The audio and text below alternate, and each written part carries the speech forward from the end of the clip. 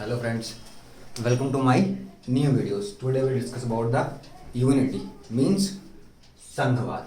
आज हम पढ़ेंगे संघवाद के बारे में कि बेसिकली संघवाद क्या होता है, ये कैसे काम करता है, किस किस देश में है और कौन सा देश को कैसे ट्रीट करता है, भारत में है या नहीं है, क्या क्या इसकी विशेषताएं होंगी, या फिर भारत का संघीय व्यवस्था कैसी है, संघीय व्यवस्था कैसे काम करती है और केंद्र के बीच और राज्य के बीच में क्या व्यवस्थाएं हैं संघ को लेकर.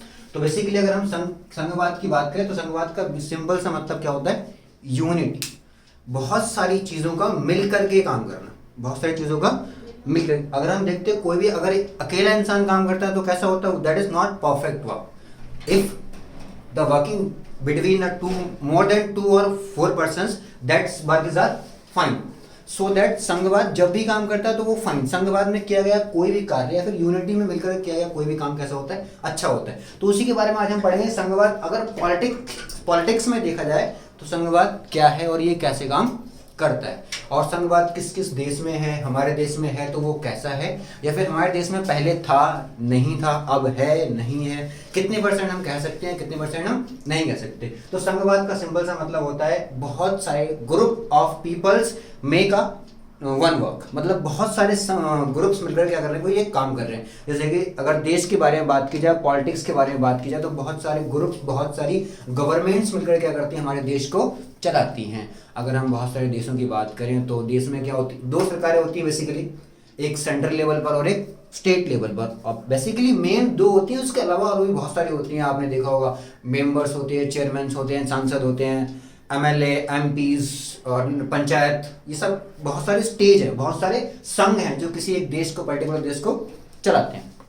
अगर हम इसकी बात करें कि किसी भी देश में अगर संघवाद है तो उसको हम कैसे पहचानेंगे. बेसिकली संघवाद होता क्या, संघवाद वो होता है बहुत सारे, एक देश को चलाने के लिए कई सारे ग्रुप मिलकर क्या कर रहे हैं बेटा, उस देश को चला रहे हैं. अब उसकी विशेषताएं क्या है, अगर किसी देश में संघवाद है, ये संघवाद गवर्नमेंट काम कर रही है तो उसकी क्या क्या विशेषताएं हो सकती हैं. तो कुछ स्पेसिफिकेशन चीज है हमारी, जैसे कि मोर देन 2, मतलब अगर जिस भी देश के अंदर संघवाद कैटेगरी में या संघवाद के तरीके से सरकार चल रही है या फिर उस देश के अंदर संघवाद है तो वहां पर मोर देन 2 स्टेज की क्या होगी, सरकार होगी. वहां पर 2 स्तर की सरकार होगी. फर्स्ट इज सेंट्रल लेवल और सेकंड इज स्टेट लेवल.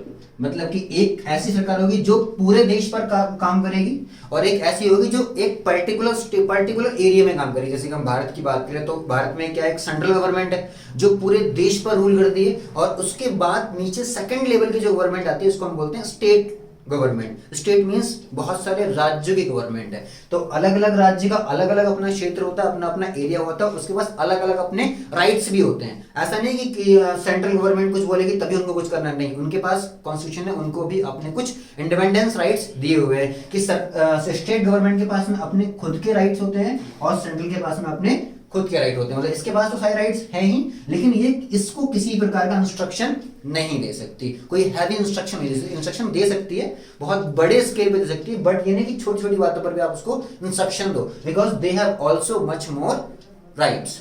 तो सबसे पहली विशेषता क्या होगी, स्पेसिफिकेशन ऑफ यूनिटी. किसी भी देश में अगर यूनिटी है तो उसकी सबसे पहली स्पेसिफिकेशन होती है मोर देन 2 स्टेज की गवर्नमेंट. मतलब जिस देश में अगर 2 स्तर से ज्यादा की सरकार है तो उसको हम क्या कह सकते हैं, यहाँ पर क्या है, संघवाद है. क्योंकि अगर 2 स्तर से ज्यादा की सरकार है तो क्या है, वो सब मिलकर किसके लिए काम कर रहे हैं, सरकार, जनता के लिए, उस देश की जनता के लिए काम कर रहे हैं. Second thing, area. और जो सरकारें होती हैं बहुत मोर देन 2 स्तर की सरकार, मतलब क्या है कि हर सरकार का अपना अपना एक क्षेत्र होगा. जैसे सेंट्रल का एरिया क्या होता है, होल द कंट्री, ये पूरे देश में काम करती है. बट स्टेट कैसे काम करता है, स्टेट एक पर्टिकुलर क्षेत्र में काम करता है. जैसे कि मैं बात करूं भारत में मोदी जी, उनका पूरे देश पर राज्य.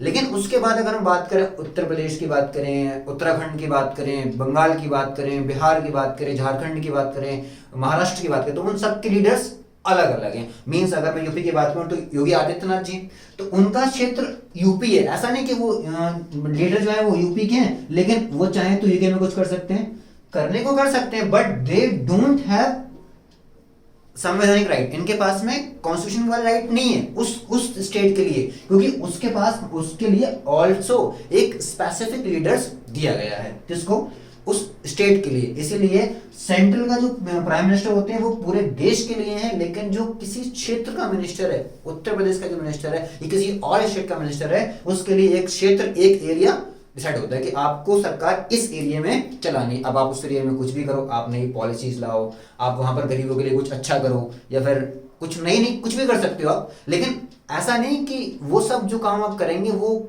लोगों के हित में हो, उन लोगों के हित में ना हो। क्योंकि आपको कौन लीडर बनाता है? पीपल्स, जो आपके देश के पीपल्स है, क्योंकि हमारा देश क्या है? एक लोकतांत्रिक देश है। थर्ड इज उनके अपने राइट होते हैं, मैंने बता दिया आपको। सब हर एक स्टेट, हर एक स्टेट की सरकार के पास में उसके अपने अपने अधिकार होते हैं, कोई भी एक दूसरे को इंटरफेयर नहीं कर सकता। सेंट्रल गवर्नमेंट स्टेट गवर्नमेंट को कोई बड़े काम करने के लिए बोल सकती है, हर एक काम करने के लिए वो नहीं बोले, क्यों? उसके पास भी बहुत सारे राइट्स हो सकते हैं। थर्ड इज जिस देश में आपकी संघवाद या यूनिटी वाली गवर्नमेंट होती है, वहां पर हम जानते हैं हमारे पीपल्स के बाद नेशनलिस्ट ऑफ इंडिया की बात कर लो या फिर किसी और देश की बात कर लो, तो हर एक इंसान के पास में उनके अपने अपने क्या होते हैं? अधिकार होते हैं, राइट्स होते हैं। हर इंसान के पास में अपना अपना एक अधिकार, जैसे कि हमने लास्ट वीडियो में पढ़ा था, क्या? समानता का अधिकार, एजुकेशन का अधिकार, right to freedom, right to living, ये सब क्या थे? राइट्स थे हमारे, कि हम हमारे पास हमारे देश में रहने वाला एक एक व्यक्ति के पास में कैसे अधिकार है? समान, चाहे वो देश का प्रधानमंत्री हो, चाहे वो एक गरीब मजदूर क्यों ना हो, उन सबके पास में इक्वल राइट है। अगर दोनों ने एक ही गुनाह किया है तो उन दोनों के लिए सजा भी एक ही है, ना कि हम गरीब को ज्यादा देंगे और प्रधानमंत्री जी को कम देंगे। ऐसा नहीं हो सकता, क्योंकि हमारे देश में क्या है? एक लोकतांत्रिक देश है, जहाँ के राइट सबके लिए कैसे एक बराबर है। तो फंडामेंटल राइट्स की अगर बात की जाए कि कोई एक सरकार अगर चाहे तो किसी भी व्यक्ति के फंडामेंटल राइट्स को नहीं चेंज कर सकती, उसके लिए दोनों ही स्तर की सरकार को रेट लगानी पड़ेगी, तभी आप क्या कर सकते हैं? किसी के फंडामेंटल राइट्स को चेंज कर सकते हैं। देन फिर वित्तीय सहायता अगर मैं बात करूं, इकोनॉमिकल हेल्प, तो हर एक स्टेट के हर एक स्तर की सरकार के लिए क्या होती है? इकोनॉमिकल हेल्प, उसके लिए पर्टिकुलर एरिया होता है कि आपको जो पैसे से हेल्प मिलने वाली है वो कहां से मिलेगी। सपोज दैट सेंट्रल गवर्नमेंट में बात करूं आरबीआई की, तो आरबीआई तो हमारे देश की नेशनल बैंक है, वो तो पूरे देश को ही, अगर किसी को लोन चाहिए, किसी को किसी तरह की हेल्प चाहिए पैसे के मामले में, तो उसको ये आरबीआई प्रोवाइड करेगी। लेकिन इन सब के ऊपर कौन बैठा होता है? आपकी central government. They have to approve give the economics help. Then अगर हम सेकंड बात करें किसकी? भारत की संघीय व्यवस्था।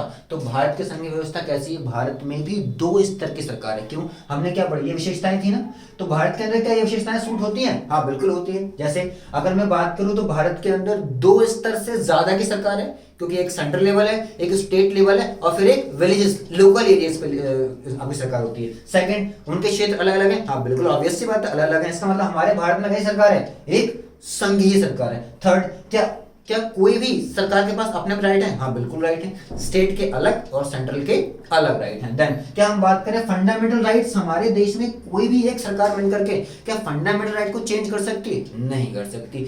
अगर हमें फंडामेंटल राइट्स को चेंज करना है तो एक सरकार मिलकर के चेंज नहीं कर सकती, वहां पर स्टेट और सेंट्रल गवर्नमेंट दोनों की ही मंजूरी होनी चाहिए। उसके बावजूद भी आपको सुप्रीम कोर्ट से वो लॉ पास कराना पड़ेगा, तभी आप किसी के फंडामेंटल राइट्स को चेंज कर सकते हैं, अदरवाइज आप नहीं कर सकते। हमारे कॉन्स्टिट्यूशन में साफ साफ लिखा गया है, कोई भी सरकार किसी के राइट्स को चेंज नहीं कर सकती। They have to power of the Supreme Court. ठीक है। देन तो हमने क्या देखा कि भारत की सरकार कैसी है? संघीय सरकार है। भारत की व्यवस्था कैसी है? संघीय व्यवस्था है। एंड थर्ड इज संघीय व्यवस्था कैसे काम करती है? बेसिक सी बात है, संघीय व्यवस्था के बारे में हमने इतना पढ़ लिया। संघीय व्यवस्था क्या होती है? जो बहुत सारे यूनिटी, बहुत सारे ग्रुप्स मिलकर के किसी एक पर्टिकुलर चीज के लिए काम करें। जैसे कि भारत में हम बात करें तो प्राइम मिनिस्टर, और या हम बात करें सेंट्रल गवर्नमेंट या स्टेट गवर्नमेंट या फिर लोअर लेवल की गवर्नमेंट, वो किसके लिए काम करती है? बेसिकली डायरेक्ट वे में या इनडायरेक्ट वे में किसके लिए काम करती है? वो एक पीपल्स के लिए काम करती है। किसके लिए? नेशनल्स के लिए, जो हमारे देश के नागरिक हैं उनके लिए काम करती है। तो मतलब सारा संघ मिलकर आपके लिए काम कर रहा है। अगर आपने कोई गलती की तो सजा कौन देगा? ऐसे होते नहीं आपको यहाँ सजा मिलेगी वहां से नहीं मिलेगी, नहीं, आपने सजा यहाँ भी मिलेगी और सजा आपको वहां भी मिलेगी। अगर आपको किसी तरह की हेल्प चाहिए तो हेल्प आपको एक छोटे लेवल पर मिलेगी और हेल्प आपको बड़े लेवल पर मिलेगी। तो इसका मतलब क्या? संघ व्यवस्था कैसे काम करती है? वो मिल करके काम करते हैं सब लोग आपस में, सबके अपने अपने एरियाज बटे होते हैं, सबके अपने अपने काम बटे होते हैं। जैसे कि हम बात करें तो सेंट्रल लेवल पर क्या है? आपके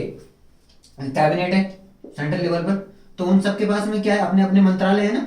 कोई एजुकेशन मंत्रालय देख रहा है, कोई हेल्थ मिनिस्ट्री संभाल रहा है, कोई रोडवेज संभाल रहा है, कोई कंस्ट्रक्शन संभाल रहा है, कोई इंटरनेशनल रिलेशन संभाल रहा है, तो उन सबके पास एक पर्टिकुलर राइट्स है कि भाई आप इस स्टेज को संभालोगे तो आपको उसको अच्छे से संभालना है। तो वही तो है कि संघीय व्यवस्था कैसे काम करती है, कैसे काम करती है, किसी एक इंसान के पास सिर्फ एक ही काम देना, या किसी एक सरकार के पास में सिर्फ उसको एक ही काम देना कि भाई आपको ये काम करना है, ताकि आप उस काम में कैसे हो जाओ, परफेक्ट हो जाओ, आपको उस काम में कोई कमी ना हो। इसीलिए हम कैबिनेट जब भी चुनते हैं तो बहुत ही तसल्ली के साथ और अच्छी तरीके से चुनते हैं, ताकि हमें देश चलाना है उन कैबिनेट से, ना कि कोई खेल नहीं करना, हमें क्या चलना है, अपना देश चलाना है। इसीलिए हमारे कैबिनेट क्या होते हैं, थोड़े होते हैं एजिड और बहुत ही अच्छे लीडर्स होते हैं। थर्ड वन, राष्ट्रीय, राज्य एवं केंद्र के बीच के क्या संबंध होते हैं। अगर हम देखें, बहुत सारे सरकारों के बारे में बात की, और भी देशों के बारे में बात करें, भारत की बात कर लें, तो राज्य के बीच में और केंद्र के बीच में क्या संबंध है। बेसिकली दोनों के बीच में संबंध अच्छे हैं। अगर हम बात करें 1990 से पहले की, तो उसके समय में क्या था कि मोस्टली सेंट्रल में भी और स्टेट में भी एक ही सरकार होती थी। जैसे मैंने माना कांग्रेस की सरकार कहाँ पर है, सेंट्रल में, तो कांग्रेस की ही कहां पर थी, स्टेट में भी। जिससे क्या था, उन दोनों के बीच में डिस्क्रिपेंसी कैसे होती थी, बहुत रेयर केसेस में, फर्स्ट ऑफ ऑल मैं कह सकता हूं नेगलेक्ट कर सकते हैं, इसमें होती ही नहीं थी। क्यों? क्योंकि स्टेट में भी आपकी गवर्नमेंट है और सेंट्रल में भी आपकी गवर्नमेंट है, तो आप वहां पर डिस्क्रिपेंसी नहीं कर सकते। लेकिन मैं अगर बात करूं 1990 से बात की, कब, आफ्टर 1990 की, तो क्या देखा मैंने, 1990 के बाद में जो स्टेट थे, राज्य थे, वहां पर कोई एक पार्टी इलेक्शन नहीं लड़ रही थी, वहां पर बहुत सारी पार्टियां और राइज हो गई थी। अब जब बहुत सारी पार्टियां राइज हो जाएंगी, इसका मतलब क्या है कि वो सब इलेक्शन लड़ेंगे। पहले एक जगह में सिर्फ एक पार्टी इलेक्शन लड़ती थी, अब वहां पर 4 पार्टियां इलेक्शन लड़ रही हैं। तो इसका मतलब क्या है, वो एक पार्टी के वोट सब बढ़ जाएंगे, चारों में बढ़ जाएंगे, और जब वोट चारों में बढ़ जाएंगे तो कोई एक जीत पाएगा, नहीं जीत पाएगा। क्यों? लोगों को जीतना कैसा हो जाएगा, मुश्किल। तो हम कह सकते हैं कि 1990s के बाद से ही कौन सी व्यवस्था लागू हुई है, एक तरह से मैं कह सकता हूं, जो आज हम देखते हैं गठबंधन की सरकार, गठबंधन की सरकार, तो 1990s के बाद से ही आपकी गठबंधन की सरकार का भी ये रूल्स चालू हुआ। क्योंकि उस समय हमने क्या देखा कि बहुत सारे क्षेत्रों में बहुत लोकल पार्टियां बन गई थी, जो अपने अपने स्तर पर वोट लड़ रही थी। जब वो लड़ती थी तो उनको वोट्स मिल जाते तो कुछ जीत जाती थी, कुछ हार जाते थे। जो पहले वोट 10 लोग किसी एक पार्टी को पड़ते थे वोट, लेकिन अब वो 10 वोट किसी 4 पार्टियों को पड़ेंगे तो जीतने की पॉसिबिलिटी थोड़ी कम हो जाती है। इसीलिए कि 1990 के बाद हमें क्या देखने को मिला, 1990 के बाद हमें क्या देखने को मिलता है कि अब देश के अंदर क्या आ गया है, गठबंधन की सरकार आ गई है। लेकिन जब गठबंधन की सरकार को मैंने देखा कि हमारे देश में या किसी भी देश में आ गई, तो क्या हुआ, जो पहले एक सिंपल स्टेट, मतलब एक ही गवर्नमेंट कहां पर थी, स्टेट में, एक ही आपकी स्टेट में थी और एक ही आपकी सेंट्रल में थी, तो वहां पर डिस्क्रिपेंसी कैसी थी, बहुत कम। लेकिन अगर एक गवर्नमेंट आपके स्टेट में अलग और सेंट्रल में अलग अलग गवर्नमेंट हो जाएगी, तो क्या हुआ, क्योंकि जो सेंट्रल की गवर्नमेंट है, केंद्र की जो गवर्नमेंट है, वो बहुत सारी सरकार, बहुत सारी पार्टियों से, 2-3 पार्टियों से मिलकर के बन रही है। क्योंकि उस समय क्या, कोई एक पार्टी बहुमत नहीं ला पाती थी, कोई भी एक पार्टी बहुमत नहीं ला पाती थी। इसीलिए क्या, क्योंकि बहुत सारे ग्रुप्स बन गए थे, बहुत सारी पार्टियां बन गई थी, इसलिए कोई एक पार्टी नहीं जीत पाती थी। जब एक पार्टी नहीं जीतेगी तो क्या होगा, उसको गठबंधन करना पड़ेगा, और जब वो गठबंधन करेगा तो क्या होगा, गठबंधन अगर वो कर लेगा तो अब स्टेट में गवर्नमेंट किसी और चीज की, किसी और पार्टी की, और सेंट्रल में किसी और की, तब यहां पर डिस्क्रिपेंसी कम हो जाती है। क्यों? क्योंकि अगर हमने इसको डिस्टर्ब किया, मैंने अगर सेंट्रल ने स्टेट को डिस्टर्ब किया, तो ये क्या करेगा भाई, आपसे गठबंधन तोड़ लेगा और सरकार आपकी गिर जाएगी। तो इसीलिए हम देख रहे हैं कि संघवाद क्या, बेसिकली संघवाद एक ऐसी चीज है जो कि बहुत सारे लोग मिलकर काम करते हैं किसी भी एक देश के लिए, किसी भी एक पर्टिकुलर काम के लिए। तो आज हमें देखा कि संघवाद क्या होता है। बाकी हमारी वीडियोस आगे कंटिन्यू रहेंगी। तो आगे के लिए बाय एंड टेक केयर।